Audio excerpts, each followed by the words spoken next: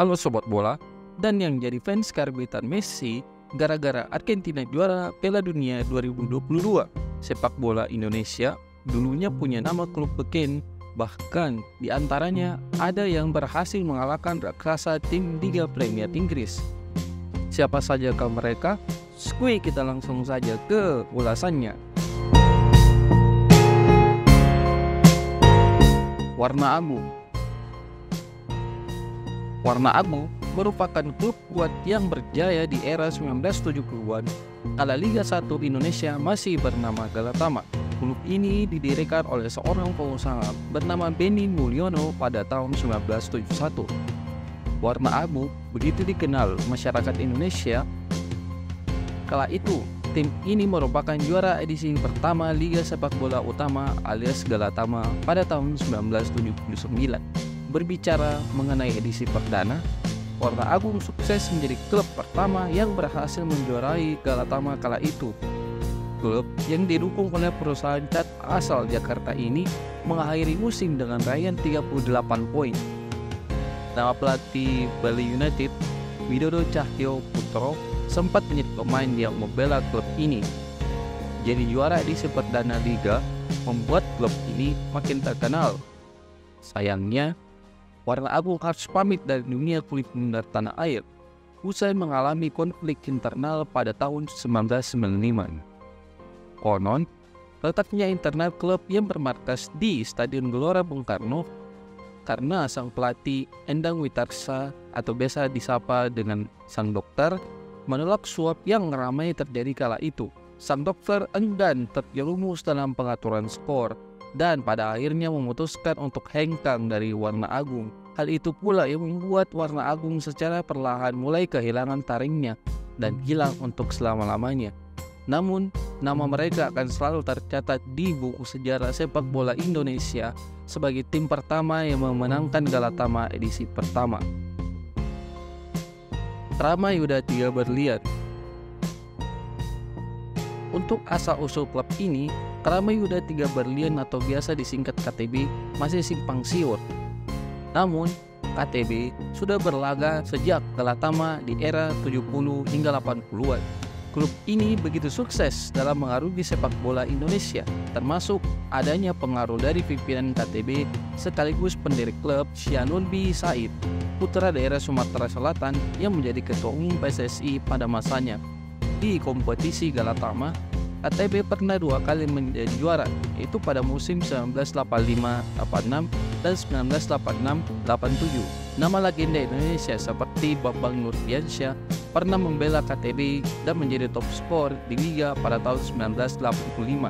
Materi pemain yang hebat pernah dimiliki KTB, sebut saja Kas Hartadi, Erik Kiswanto, Hamdani Lubis, Zulkarnain Lubis, Peri Sandria, hingga Ruli Nere. Namun, memasuki tahun 1991, KTB mengalami krisis finansial.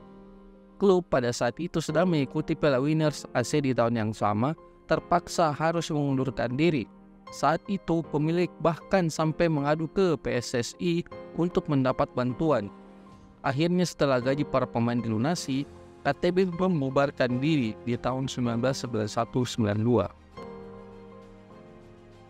Arseto Solo. Untuk pecinta era 90-an pasti tidak asing dengan nama klub Arseto Solo. Klub ini didirikan oleh putra Soeharto, Ari Sigit Haryodanto. Awalnya tim ini bermarkas di Jakarta. Namun pada tahun 1983 tim ini pindah ke Stadion Sriwedari, Solo, Jawa Tengah. Alhasil masyarakat Solo langsung menyukai kedatangannya. Pasalnya di waktu yang sama, Persis Solo sudah lama tenggelam usai kejayaan mereka di tahun 1940-an.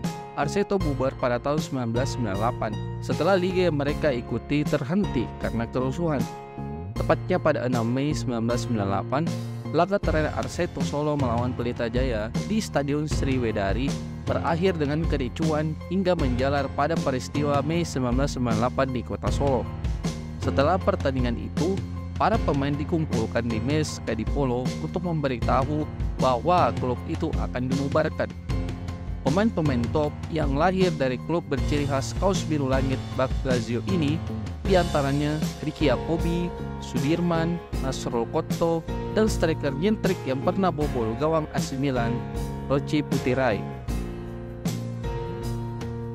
Niak Mitra. Niak Mitra atau New International Amusement Center adalah klub legendaris asal Surabaya, Jawa Timur.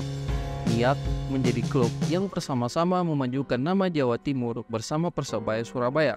Niak Mitra sendiri adalah klub milik seorang pengusaha industri bioskop bernama Alexander Wenas. Niak Mitra juga merupakan salah satu klub yang mendirikan Galatama bersama klub lainnya seperti Parda Detex, Jakarta, Indonesia Muda, dan Warna Abu. Nama pesepak bola asing dari Singapura seperti Fandi Ahmad dan David Lee menjadi andalan Niak Mitra saat itu. Niak Mitra sendiri sudah 3 kali menjuarai Galatama, yaitu di musim 1981-82, 1982-83, dan 1986-87. Selain itu, klub yang dulunya bernama Mentos Surabaya juga tercatat pernah menjuarai turnamen Piala Mas Aga Khan 1979 di Pakistan Timur atau Bangladesh. Turnamen tersebut menjadi cikal bakal lahirnya Liga Champions Asia. Di partai final, mereka mengalahkan wakil Cina Liaoning dengan skor 4-2 lewat babak adu penalti. Bahkan pada tahun 1983, Niak pernah bertanding melawan Arsenal di Stadion 10 Akbar pada tahun 1983 silam, dan lebih mengejutkannya lagi, Niak Mitra berhasil memenangkan laga dengan skor 2-0. Niak memilih membubarkan timnya karena aturan-aturan di liga yang menurutnya merugikan. Pemilik klub menilai dia menerapkan langkah yang salah. Kerugian akibat harus bermain dengan klub-klub divisi 2 membuat Niak sepi penonton dan merugi.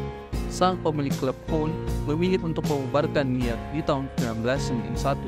Bantuan sempat datang dari mantan Menteri BUMN era Presiden SBY, Dahlan Iskan. Dahlan yang merupakan raja media di daerah Sidoarjo ingin mengambil alih klub tersebut, namun Wenas tak setuju, dan Dahlan pun meninggalkan klub tersebut. Nama Niak sendiri diambil dari nama bioskop sang pemilik klub, dan kini Niak Mitra berganti nama menjadi Mitra Kukar FC yang kini bermarkas di Tenggarong, Kalimantan Timur.